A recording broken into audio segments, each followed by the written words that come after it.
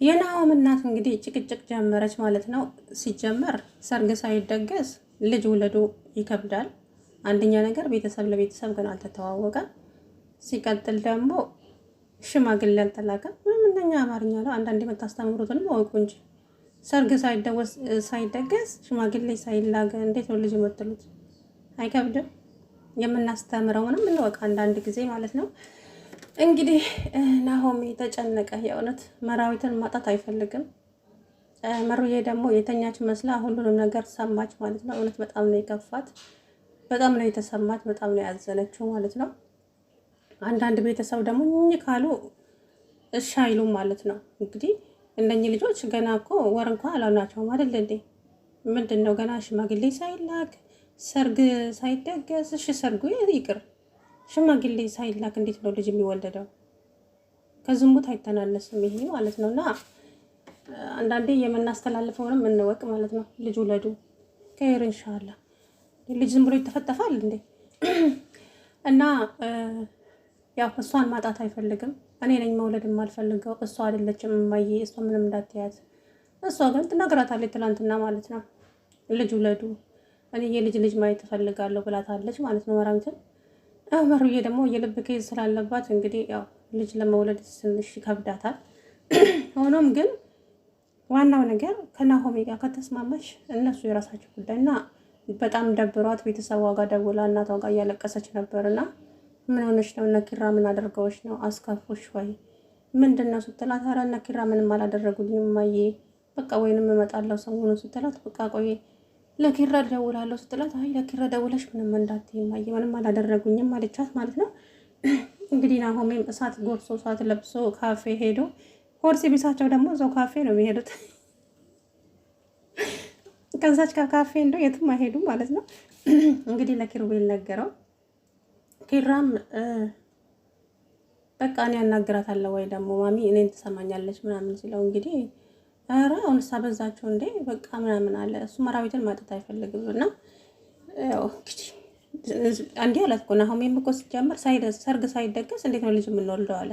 እሱ ከእናቱ ተሽሎ ማለት ነው። እውነት ሰርግ ሳይደገስ ሽማግሌ ሳይላክ ምን የሚሉት ነገር ነው? ልጅ ውለዱ። ልጅ ዝም ብሎ ይመጣል እንዴ? ኧረ ጉድ መጣ አንዳንድ ጊዜ እንደው። እና ኪሩቤልም እንግዲህ ጽናትና ሰኒ ተደብቀው ሲያወሩ ሰማ፣ ግን ሊነግሩት አልቻለም። ግን ደግሞ እሷን ማጣት አይፈልግም። ያሳለፈውን ህይወት እንደገና ተመልሶ ወደኋላ ተመልሶ እሱን መኖር አይፈልግም። ጽናትን ያፈቅራታል እና ያው እውነቱን እንግዲህ በመከራ መራዊት ለናሆሜ ነግረዋለች። በመጀመሪያ ጽናት ላይ ሲፈርዱ ጽናት ግን ለኪሩቤል ብላ ይሄንን ጉድ ተሸክማ ነው የኖረችው ማለት ነው። እንግዲህ አሁን ኪሩቤልም ይሄንን እውነት ሲሰማ ምን ያክል ልቡ እንደሚሰበር ለሱ ከባድ ነው። አሰላሙ አለይኩም ወራህመቱላሂ ወበረካቱ። ድና የተከበራችሁ የቻናሌ ቤተሰቦች እንዴት ናችሁ? እኔ ያለው አልሐምዱሊላህ። ለቻናሌ አዲስ የሆናችሁ ሰብስክራይብ፣ ላይክ፣ ሼር፣ ኮሜንት አድርጉልኝ። ነባሮቹም አብራችሁኝ ስላላችሁ ከልብ ነው የማመሰግነው። እንግዲህ ጽናት ድራማ ዛሬ ተለቋል ማለት ነው። መራዊት እንግዲህ በጣም ከፍቷት እያለቀሰች ነው። ይሄ ደግሞ ያው ታክመሽ ይዳናል። ብዙዎቹም የልብ ኬዝ ያለባቸው እኮ እየወለዱ ነው አይደል እንዴ? ትወልጃለሽ። ነገር ግን እዚህ ጋር ሽማግሌ ሳይላክ ምን ማለት ነው? ልጅ ውለዱ። ኧረ ተይ ማዘር ከብዳል ማለት ነው። እና ኪራና ጽናት አሁን ባሉበት በጣም ደስተኛ ናቸው። ጽናትም ደግሞ ከአሁን በኋላ እኔ ፍቅሬን መበጥበጥም ሆነ ፍቅሬን መናጠጥ አልፈልግም፣ ስለዚህ ለኪራ ሁሉንም ነገር እነግረዋለሁ እያለች እየተጨነቀች ይገኛል። እሱ ኪሩቤል ሰኒን ካፌ ጠርቶ በቃ እሳት ፊቱ ሁሉ ፍም መስሏል ማለት ነው። ለመናገር አንቺና ጽናት የደበቃችሁኝ ነገር አለ፣ ንገሪ። ምንድን ነው የደበቃችሁ? እኔ ምን አውቃለሁ ታዲያ? ደግሞስ ምን ልትደብቅ ይችላል? በቃ እናንተ ዝም ብላችሁ ፍቅራቸውን ኑሩ ምናምን አለችው ማለት ነው። ብቻ በጣም ተናዶ ሰኒን ተናግሯት ሄደ። ሰኒም ደነገጠች። አሁን ምን ብሎ ነው የሚነገረው? ጽናት ግን ላንተ ብላ እንደዚህ እንዳደረገች ብታውቅ ምን እንደምትል እያለች እንግዲህ ሰኒ የእውነት ጽናት ለኪሩቤል ብላ ነው እንግዲህ መራዊት በመከራ ለናሆሜ ነገረችው። ናሆሜን በጣም ነው የደነገጠው። እና እኔ ኪራን ማጣት አልፈልግም፣ ኪሩቤልን በጣም ነው የምወደው፣ እኔ እሱን ማጣት አልፈልግም፣ በጣም ነው የሚያሳዝነኝ እያለ ሲነግራት ለመራዊት እንግዲህ እውነቱ ስትነግረው ከጽናት በላይ ለኪሩቤል ማንም የሚያስብለት ሰው የለም። በጣም ከሷ የበለጠ ማንም ሊወደውም አይችልም። ይሄንን ያክል ጉድ ነው ተሸክማ ያለችው። ለሱ ብላ ነበረ አሴትንና ኪራን ለማጋባት ለእናቱ ደስታ ብላ ነበረ ይሄ ሁሉ ያደረገችው ብላ እንግዲህ መራዊት ተናዳ ተሽቀንጥራ ወደ መኝታ ቤት ገባች። ናሁሜ እንደነገጠ ማለት ነው። እንግዲህ ኪሩቤል ቢመርህም ይሄንን እውነት ተሰማለ። ጽናት ላንተ ብላ ይሄ ሁሉ ጉድ እንደተሸከመች እንግዲህ ሲፈልጋት የለችም ነበረ። ሳሎን ሄደ የለችም፣ ክችን ሄደ የለችም። የድሮ መኝታ ቤቷ ከብቶ እንግዲህ እሷ አባቱ ጋር እያወራች እያለ ጋሼ ለኪራ እያለች እየፈራች እያለ ለኪራ የትዬን ነገር በቃ ልንገረው፣ ከዚህ በለጠ መጎዳት የለበትም፣ ከዚህ በለጠ ልንደብቀውም አንችልም፣ በቃ ለኪሩቤል እውነቱን መናገር አለብን ስትል ከች ብሎ ገባባት ማለት ነው። እንግዲህ በጣም ደነገጠች፣ የምትለው ሁሉ ጠፋባት። የዛ ሰዓት ግን ያው እንደዛ ተናዶ ብትነግረውም ሌላ ነገር ስለሆነ ኪራ እንግዲህ በጣም ነው ምንድነው ደግሞ ከማን ጋር ነው ምንድነው የምን እውነት ነው ትነግሪኝ ምናምን እያለ እንግዲህ ተደናገጠች። ነው ወይስ አሁንም ሌላ ሚስት እየፈለግሽልኝ ነው ለሌላ ትድርኝ ብሎ እንግዲህ መንጭቋት ጥሏት ወጣ። በጠራውም አልሰማት አለ። እንግዲህ እንደዛው እየተሽቀነጠረ ወደ ካፌ ሄደ። ናሆሜ መጣ። ስልክን አጥፍቶ ነበረ ካፌ ቁጭ ያለው በመከራ አገኘው ማለት ነው። ናሆም እንግዲህ ምን ሆነክ ነው ደግሞ ምንድን ነው? በቃ የኛ ፍቅር ተረግሟል፣ 1 ሳምንት አይቆይላችሁ ተብለናል። ደግሞ ምንድን ነው እሱ? በቃ ጽናት የደበቀች ነገር አለ። እሷና ሰኒ እያወሩ እንኳን እየሰማቸው ሊነግሩኝ ፈቃደኛ አይደሉም። በቃ የሆነች የደበቀችው ነገር አለ አለ። ግን ደግሞ እኔ ጽናትን ማጣት አልፈልግም። ማነክ ናሆም? እኔ ጽናትን ከምትለው በላይ አፈቅርሃታለሁ። በቃ እሷን ማጣት አልፈልግም።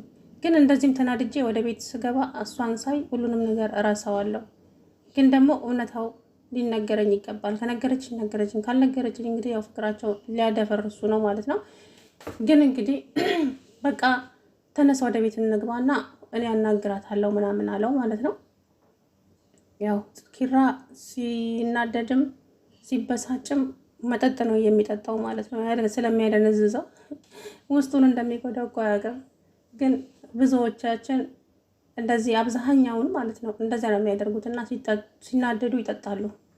ያን ንዴታቸውን አይረሱትም እኮ ግን ድንዝዝ ያደርጋቸዋል ለጊዜው ይመስለኛል። እና እንግዲህ ኪራም ያንን ነገር ይመርጣል። ደግሞም እኮ ቀለበት ሊያደርጉላቸው ለጽናትና ለመራዊት ቀለበት ሊያደርጉ ማለት ነው። ኪራና ናሆም እየተነጋገሩ ነበረ።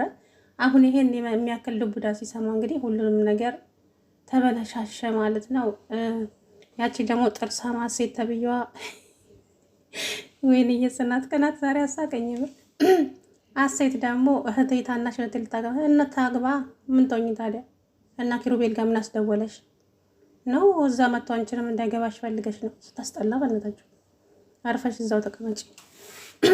እንግዲህ አሴትን እያወራ እያለ ጽናቴ ከፍታ ገባች። በቃ ፊቷ ሁሉ ልውጥውጥ ነው ያለው። የምር አቤት ቅናት፣ አቤት ቅናት፣ በጣም ነው የቀናቸው። እና እሱ ራሱ በቃ ቻው አሴት ይቅር ብዬሻለሁ፣ በቃ ችግር የለውም ከተመቸኝ እመጣለሁ ሰርጉ ቆይ አትዝጋው አውራኝ ስትለው አይ ማውራት ስለማይመቸኝ ነው ያለውበት ቦታ አላት። ከዛ ጽናት አውራት እንጂ ለምን ትሰጋዋለህ? ረስ ትቀኛለሽ አይደለ? ቅናት በቃ ይቅርታ ብዬሻለሁ እኮ በቃ ይቅርታ እያለ እንግዲህ እያባበላት ጽናት ፊቷ ልውጥ ነው ያለው የቅናት ብዛት ማለት ነው። እና እሷ አመጣጧ ያኔ መኝታ ቤት እውነቱን ልትነግረው ነበር የመጣችው። እሷ ሴትን እያወራ ሲሆን ቀንታ እንግዲህ ነገሩን አበለሻሸችው ማለት ነው። ብቻ እንግዲህ ለናሆም ሁሉንም ነገር ነገረችው ማለት ነው። በግድ አስገድዷት እኔም አልነግርህ ጽናት ስላስማለች ነው ጽናት አስምላኛለች እና ምን ብዬ ልንገርህ እና ጽናት እድሜ ያለሟን እየማለች ልጁ መጎዳት አለበት እንደ ምናምን ሲል እንግዲህ ከዛ በኋላ ጽናት ላይ ከመፍረዳችሁ በኋላ ይቆጫቸዋል። አትፍረዱ ጽናት ላይ። እቴቴ ምን ሆነች? እቴቴ የካንሰር ታማሚ ናት እና ጽናትም ይሄንን እውነታ ነው የደበቀችው። ማን ነገራት ለጽናት? ጋሼ ነው የነገራት ለጽናት እና አሴትና ኪራ እንዲጋቡም የፈለጉት ለዛ ነበረ። በቃ ከጽናት የበለጠ ለኪራ የሚያዝንም ሆነ የሚወደው ሰው የለም ያለች መራዊትም ተናደደች ማለት ነው። እንግዲህ ኪሩቤል ቢመርህም በቀጣይ ቪዲዮ የእናትህን አዘን ትሰማለህ ማለት ነው። አዘን ስለ ያው አለች በህይወት